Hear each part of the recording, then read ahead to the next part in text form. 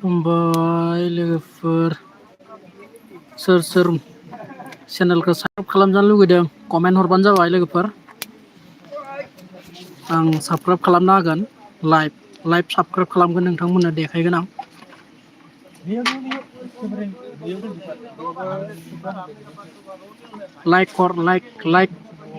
Like आरो comment खालाम आंनि चेनेलखौबो साबस्क्राइब खालाम होननानै खोन्थाना होबानो जाबाय ओमफ्राय आं चेनेलखौ सार्च खालामनानै नोंथांखौ साबस्क्राइब खालामगोन आरो नोंना नायबानो जाबाय आरो लाइभ चेट खालामदों आं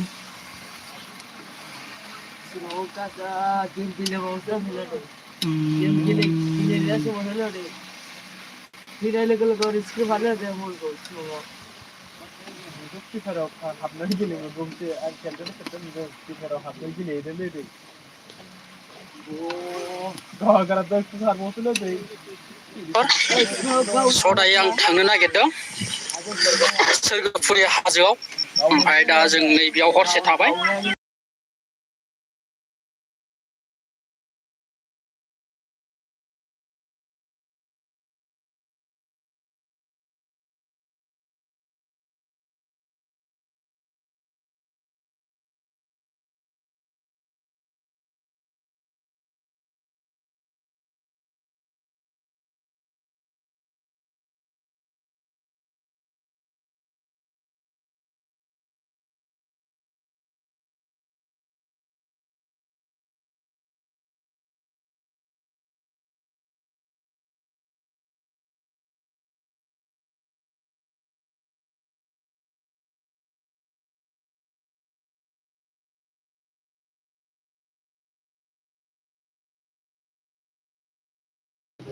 लाइक खालाम लोगोफोर ओमफ्राय कमेन्ट हरदो आं चेनेलखौ साबस्क्राइब खालामनो हागोन दे सोरनो सापर्ट नांगौ चेनेलनि सोरगोफुरि हाजोआ माबायदि नोंथांमोना नुगोन आंनि ब्लगाव जायफोर नुवाखै लोगोफोर ओंखारनोसै आरो दा जोङो आवगायनोसै सफैबाय लोगो नै जाय जों सोरगोफुरिनि गादिया दा ओरैजाय गेटनि माबा दानगासिनो दं टिकेट माने भितराव हाबलांसै आरो ना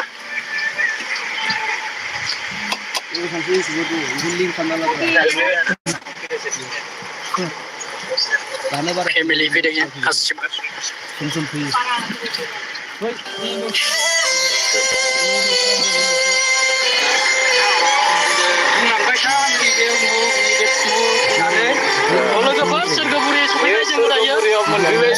किसी को सपोर्ट चाहिए कमेंट कीजिए हम सब्सक्राइब कर देंगे ज' फैबाय जोङो सोरगोफुरियाव जोङो फेमिलियैनो फैदों लोगोफोर फेमिलि गोजा गासिबो जोङो सोरगोफुरियाव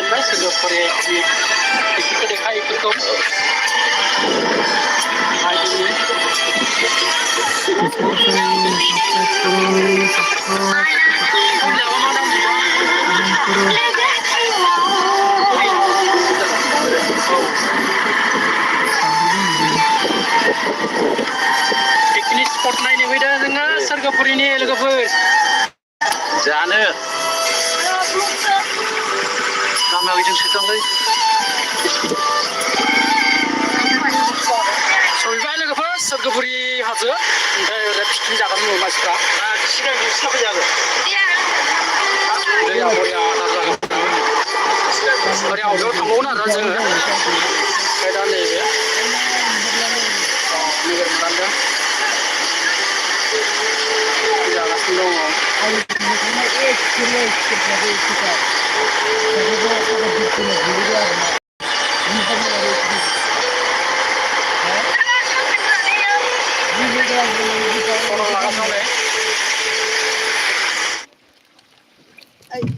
dua ya bud rumah relasi sih zakat dulu deh aku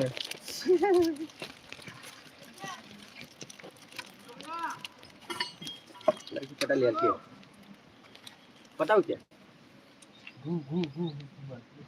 पता हो ना तो मैं बिल्कुल ठीक हूँ आप गौचकन kita tuh तुम ठीक हो ना हाँ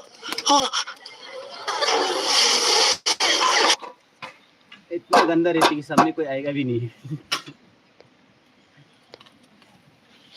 Discover the world of ETF investing with Angel One Super App. Open free Demat account. Investment in security markets are subject to market risks. Read all the related. बंदे भाई दिखते हैं ना तो भाई बहुत अच्छा लगता है कि भाई यार बंदा जेन्युइन मेहनत कर रहा है, ठीक है। तो भाई पर्सनली भाई मेरा ओपिनियन है कि भाई अच्छा लगता है भाई देखने में कि अपना मेहनत कर रहा है, उसको दिल से सपोर्ट किया जाए। बट यार तुम लोग विदाउट मेहनत के यार करते हो ना यार, तो भाई कैसे खुद से यार अच्छा नहीं लगता भाई किस सपोर्ट किया है इसको। भाई अच्छी लग रही है भाई, भाई तुम्हारी क्वालिटी बहुत मस्त है ब्रो, तुम वीडियोस वगैरह बनाओ यार, रेगुलर रहो ब्रो अपने चैनल। चलो डिस्कॉर्ड भी है तुम्हारा, बहुत बढ़िया, बहुत सही। पीसी वगैरह तो होगा आई थिंक, लगता है तुम्हारा क्या? नहीं पीसी तो नहीं है, तो फोन का है। मोबाइल का ओके चलो सभी लोग गाइस सपोर्ट किया ना भाई को, सब्सक्राइब किया ना जल्दी से जल्दी। तो गाइस भाई को सब्सक्राइब करो सभी लोग फास्ट एंड फास्ट। और चलो एक मिनट को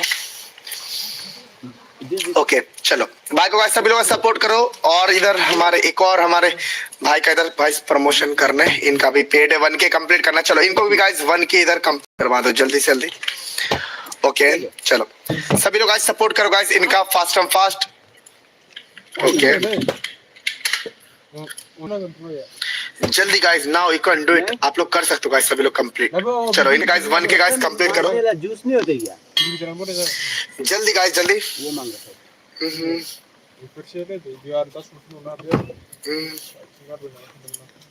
ओके हाँ चलो गाइस और डन इधर गाइस जल्दी कराओ यार आप लोग।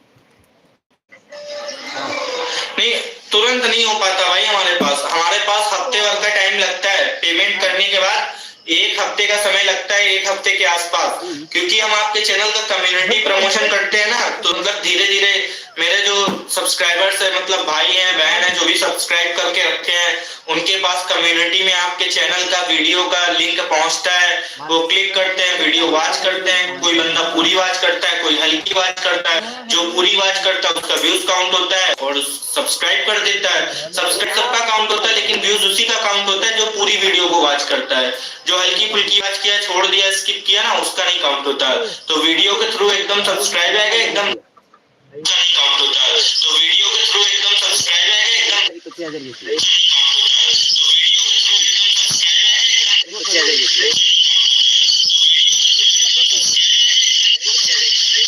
कब भेजोगे?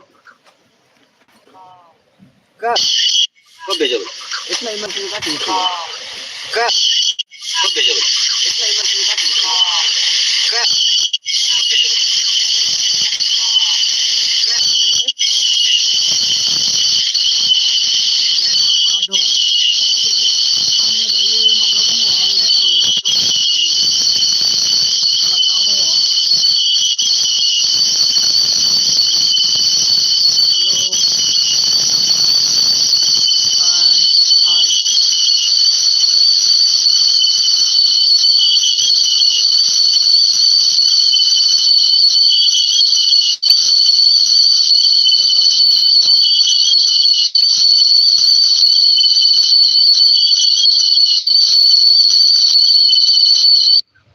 नंबर बोल लूंगा माइक्रो को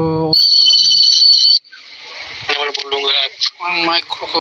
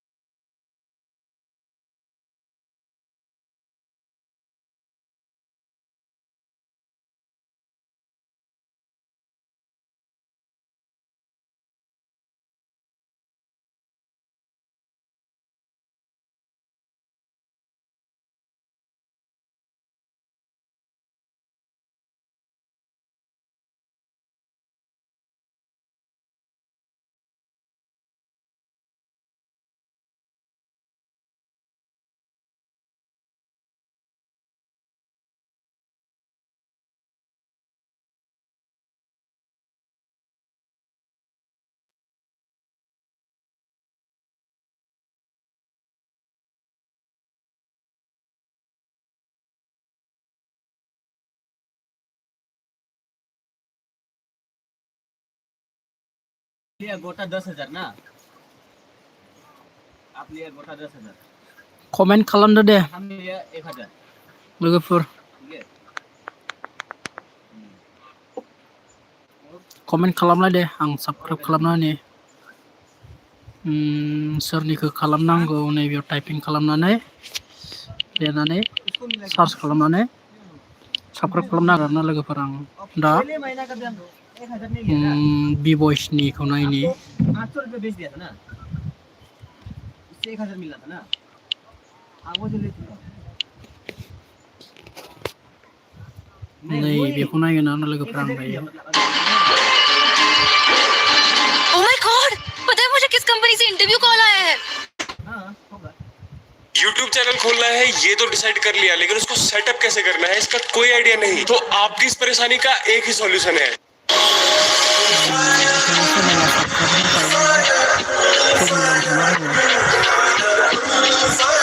यार भाई लोग आप लोग थंबनेल में देखिए ये सोच रहा था कि बी बॉयज पागल हो चुका है नहीं जी हाँ बिल्कुल नहीं है, अब भी मैं ठीक है बाबा। Hello friends welcome back to boys YouTube channel में आप सभी को स्वागत करते हैं इस वीडियो पे। जोंना सोरनिखौ नांगौ आं रबियाव खालामनि बर'नि बावै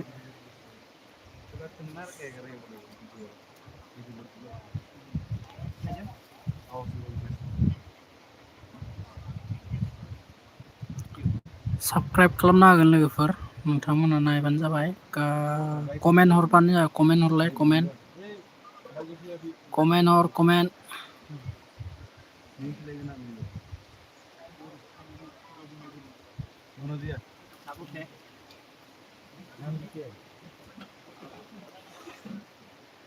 कमेन्ट हर दे कमेन्ट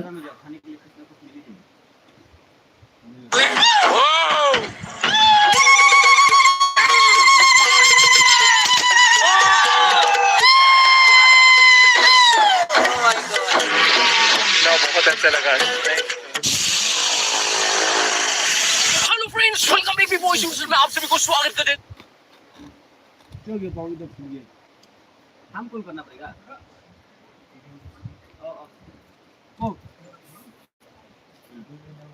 तो महिला किसी हो रहे कैसे हिला के निकल लेने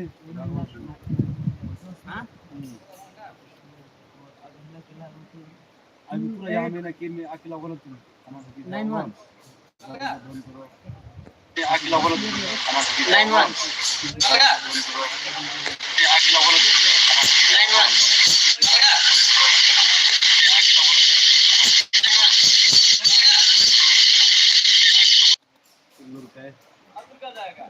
अमेज़न से रूम नंबर अमेज़न से रूम नंबर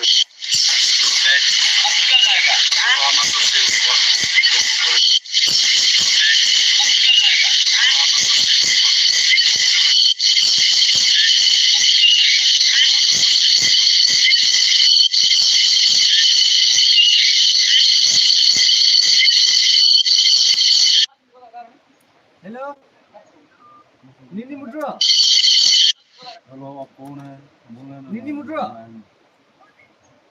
दोस्त समझना हमको नीनी दोस्त समझ लो ना हमको पहचान गई क्या है ये घर पर नहीं है घर में नहीं है कहाँ है बारबू कहाँ है खुलुमबाय लोगोफोर गिबि गिबियावनो अनजालु बसुमतारी इउटुब चेनेलाव फिन बरायनाय जाबाय लोगोफोर सजायै जों थांनो नागिरदों माजबाद स्टेशननिफ्राय दा टंला पानेरि जायगायाव जेनेखि बर' साहित्य सभा दं आबसुफोरनि मिटिं बेयाव थांनि जोङो साननैनि हाबाफारि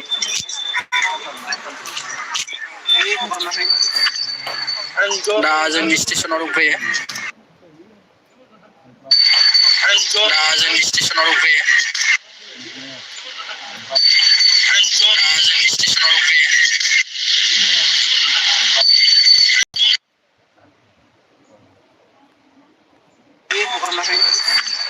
दा जोंनि स्टेसनाव दंफैयो फंबायमोनबो दं नै ओरैजाय लोगोसे मिस्टार जोमैबो दङ लोगोसे जोंना मा होनो बिस्टि बसुमतारी बेबो बिथाङाबो इउटुब चेनेल दं जों गासै साबेसे जागोन इयाव टटेल सारमोनखौ लाफानानै 25 जागोन लोगोफोर थ' ब्लगाव नुगोन नोंथांमोना सोर सोर दं सोर सोर गैया स' गाइस नायलांबाय थादो ओइफोर थांनांगौमोनलै भिडिअखौ जोबजा चेनेल बेयो बिथांखौ